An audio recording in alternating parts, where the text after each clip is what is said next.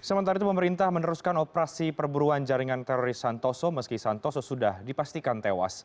Hal ini dilakukan agar anak buah Santoso tidak memiliki kesempatan untuk bangkit kembali.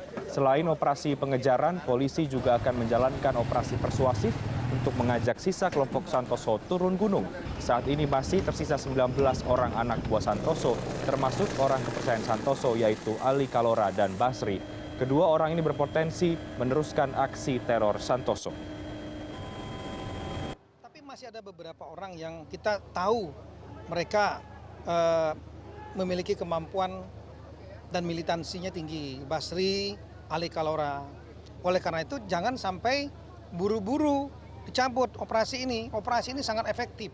Ya, salah satu terduga teroris yang ditembak mati pada 18 Juli 2016 dipastikan adalah Santoso, buron teroris nomor 1 di negeri ini. Meski pentolan jaringan Mujahidin Indonesia Timur sudah dilumpuhkan, Kapolri menegaskan operasi Tinombala belum usai, sejumlah ancaman terorisme masih menghantui. Beberapa hari terakhir, berita mengenai kematian buron teroris Santoso menjadi topik utama media di Indonesia. Tidak aneh jika perburuan Santoso sudah dilakukan sejak 2014. Tim khusus dibentuk dan anggaran yang digunakan tidak sedikit. Keberhasilan tim Alfa melumpuhkan Santoso dalam operasi Tinombala menuai pujian. Meski baru beberapa hari menjabat Kepala Kepolisian RI, Jenderal Tito Karnavian memastikan yang tertembak mati itu adalah Santoso. Dari hasil tes yang dilakukan oleh tim, ada dua petunjuk. Yang pertama adalah tanda primer, yaitu tanda primer ini diantaranya adalah sidik jari.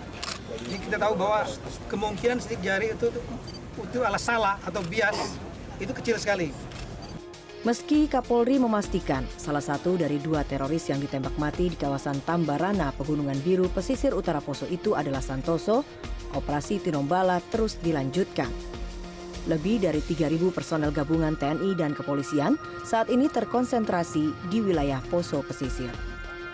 Yang akan kita lakukan kurang lebih sama saja, sesuai dengan konsep operasi kita penegakan hukum dengan mengedepankan kegiatan preemptif, preventif maupun represif.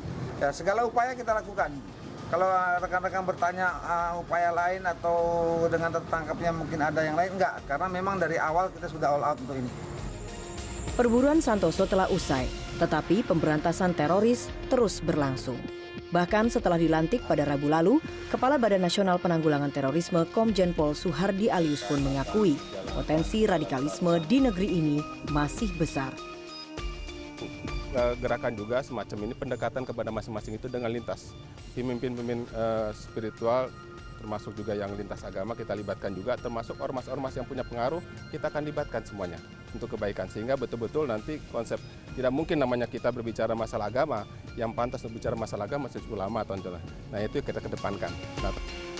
Sisa jaringan Santoso masih menjadi target perburuan. Ancaman ini menjadi pekerjaan rumah bagi dua jenderal yang baru saja menjabat Kapolri dan Kepala BNPT. Melvia Mayfitri, CNN Indonesia.